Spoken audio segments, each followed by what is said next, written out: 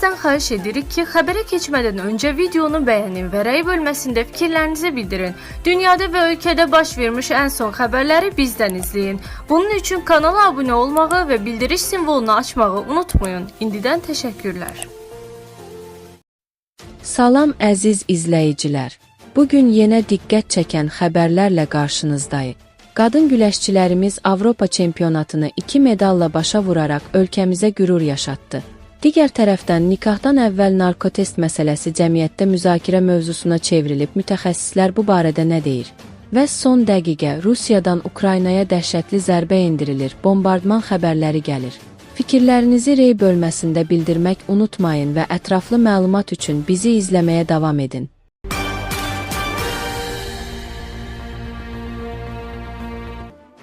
Azərbaycanın qadın güləşçisi Birgül Soltanova Albaniyanın paytaxtı Tiranada keçirilən Avropa çempionatında 5-ci olub.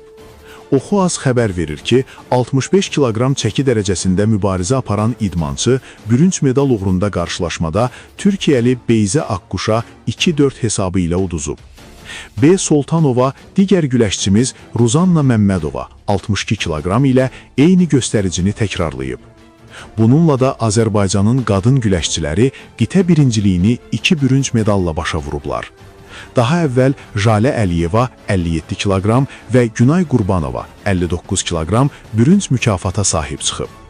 Xatırladaq ki, daha əvvəl Yunan-Roma güləşçilərindən Həsrət Cəfərov 67 kiloqram və Qurban Qurbanov 82 kiloqram qızıl, Rəşad Məmmədov 55 kiloqram, Nihat Məmmədli 60 kiloqram və İslam Abbasov 87 kiloqram isə bürünc medal qazanıblar.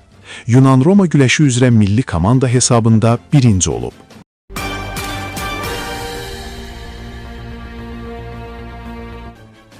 Nikahdan əvvəl tərəflərdən narkotest arayışının tələb edilməsi ilə bağlı səsləndirilən təklif birmənalı qarşılanmır. Təşəbbüs ilk baxışdan xilas edici görünsə də, mütəxəssislər qaydanın tətbiqi zamanı yaranacaq tibbi, hüquqi və mənəvi problemlər barədə xəbərdarlıq edirlər. Hazırda ölkəmizdə nikaha daxil olmaq istəyən cütlüklərdən müəyyən xəstəliklər üzrə məcburi tibbi arayış tələb olunur. Milli Məclisin aprelin 10-da keçirilən iclasında bu tibbi tələblərin sırasına daha bir həssas məsələnin əlavə edilməsi təklifi irəli sürülüb. Deputat Göydəniz Qəhrəmanov narkotik vasitələrin cəmiyyət üçün yaratdığı böyük təhlükəni əsas gətirərək nikah zamanı tərəflərdən narkoloji arayışın da tələb olunmasını təklif edib. Narkomaniyanın ailə institutuna vurduğu zərbələr fonunda bu təklif ilk baxışdan zəruri görünsə də, onun praktiki icrası cəmiyyətdə bir sıra ciddi suallar yaradır. Bəs hüquqi və tibbi reallıqlar çərçivəsində belə bir qaydanın tətbiqi nə dərəcədə mümkündür? Mövcud sistem və laborator analizlər real istifadəçiləri dəqiqliklə aşkar edə bilərmi? Oxu Az mövzu ilə bağlı Kaspi qəzetinin məqaləsini təqdim edir. Narkotik qəbulunu müəyyən edən testlərin aparılması vacibdir. Sosial məsələlər üzrə ekspert İlqar Hüseynlinin sözlərinə görə, bugün boşanmalara səbəb olan əsas sosial faktorlardan biri məhz narkomaniyadır. Bu baxımdan evlilik ərəfəsində narkotik vasitələrin qəbulunu müəyyən edən testlərin aparılması olduqca vacibdir. Bildiyimiz kimi, hazırda nikaha daxil olan cütlüklərdən tələb edilən tibbi arayışlar və laborator analizlər yalnız reproduktiv sağlamlıqla bağlı amilləri nəzərə alır. Evlənmədən öncə fərdlərin qısa müddət ərzində narkoloji yoxlamadan keçməsi elə də çətin proses deyil. Bugün hər bir poliklinika və ya klinikada qan nümunələri götürərək narkotestlərin aparılması üçün kifayət qədər imkan var. Narkotik vasitələrin izləri qanda uzun müddət qalır və bunu analiz vasitəsilə aşkarlamaq asandır. Universal laboratoriyalara ehtiyac var. Tibb elmləri doktoru Professor Adil Qeybulla da bildirdi ki, belə bir qaydanın tətbiq edilməsi ilə insanlar daha ehtiyatlı davranacaqlar. Bu, hər halda çəkindirici bir göstəricidir. Lakin əsas məsələ bunun Azərbaycan reallığında nə dərəcədə işləy olacaqdır. Əvvəla, mövcud laboratoriyaların heç də hamısı bütün narkotik maddələri dəqiqliklə aşkar edə bilmir. Bugün dövriyyədə müxtəlif növ metamfetaminlər, həb formasında olan fərqli sintetik maddələr var. Təəssüf ki, onların hamısını vaxtında və dəqiq müəyyən etmək mümkün deyil. Digər tərəfdən, asıllığın təsdiqlənməsi üçün təkcə laboratoriya analizləri kifayət etmir. Bu şəxslərin həm də əsaslı tibbi müayinədən keçirilməsi məqsədə uyğundur. Hazırda ənənəvi opiat, morfin və digər narkotik analgetiklər asıllığı olanların sayı əvvəlki dövrlərlə müqayisədə azalsa da, müasir istifadəçilər daha çox heroin, kokain, metamfetamin, LSD və müxtəlif sintetik həblərə müraciət edirlər. Bunların hər biri güclü asıllıq yaradır.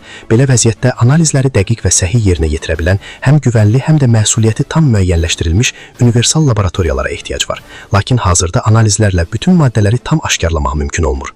Professorun sözlərinə görə məsələnin insan hüquqlarının pozulması aspekti də mövcuddur. Məhz bu səbəblərdən nikahdan əvvəl məcburi tezləşdirmə təklifi kifayət qədər mücərrəd və riskli görünür. Məsələ hər tərəfli, xüsusilə də insan hüquqları kontekstində dərindən araşdırılmalıdır. Aşkarlanan nəticələrin necə rəsmiləşdiriləcəyi və qarşı tərəfə necə bildiriləcəyi də sual altındadır. Təsəvvür edin, kiminsə qanında hər hansı bir maddə aşkarlandı və bu, ailələr arası ciddi konfliktdə münasibətlərin tamamilə pozulmasına səbəb oldu. Bu, özlüyündə böyük bir sosial narahatlıq yaradır. Ona görə də əgər belə bir təklif gündəmdədirsə, onun bütün mümkün fəsadları əvvəlcədən düşünülməli, hüquqi və tibbi tərəfləri tam həll olunmalıdır. Testlər insanın asılı olub-olmamasını dəqiq ifadə etmir. Tibb bilimləri doktoru, psixiatr, narkoloq Araz Əliquliyev isə düşünür ki, bu testlər insanın asılı olub-olmamasını dəqiq ifadə etmir. Test sadəcə şəxsin bioloji mühitində maddənin aşkar edildiyini göstərir. Digər tərəfdən, insanlar nikahdan əvvəl belə bir test verəcəklərini bildikdə, istifadəni müvəqqəti dayandıra və ya maddənin bədəndən təmizlənməsi üçün tibbi tədbirlər görə bilərlər. Psixoaktiv maddələrin əksəriyyəti qanda deyil, sidikdə qalır və adi skrininq testləri ilə cəmi 3-5 gün ərzində aşkarlana bilir. Tibbi tədbirlər, detoks, qan yuma və sair görülsə, maddənin izini gizlətmək mümkündür. Testdə maddənin çıxması da şəxsin asılı olmasının əsası deyil. Narkoloqun fikrincə, narkoloji xidmət və nəzarət haqqında qanuna əsasən, şəxs ambulator müalicədən imtina edirsə, dəqiq diaqnoz qoyulması üçün o 10 günlük xəstəxana şəraitində yoxlanılmalıdır. Asılılığı isbat etmək üçün nikaha girən hər kəsi xəstəxanaya mı yerləşdirəcəksiniz? Güclü təsir edən psixotrop maddələr və dərmanlar var ki, onlar xüsusi lisensiyası olan apteklərdə elektron reseptlə satılır. Onların da sui-istifadəsi mümkündür. Dövriyyəsinə nəzarət edilən və həkim tərəfindən yazılan psixotrop dərmanlar da asıllıq yarada bilir və testdə müsbət nəticə göstərir. Bunları necə əsaslandıracaqsınız? İnsanların hüquqlarının pozulması riski var. A. Əliquliyevin sözlərinə görə testlər yanlış nəticə də verə bilər. Bu baxımdan insanların hüquqlarının pozulması riski var. Əgər mən testin müsbət nəticəsinə əsasən kiməsə narkoman olduğunu desəm, o şəxs mənəvi zərbəyə və mənliyinin alçaldılmasına görə məni məhkəməyə verə bilər. Dəqiq bioloji faktorları öyrənən analizlər isə bahalıdır. 200-300 manatdan yuxarıdır.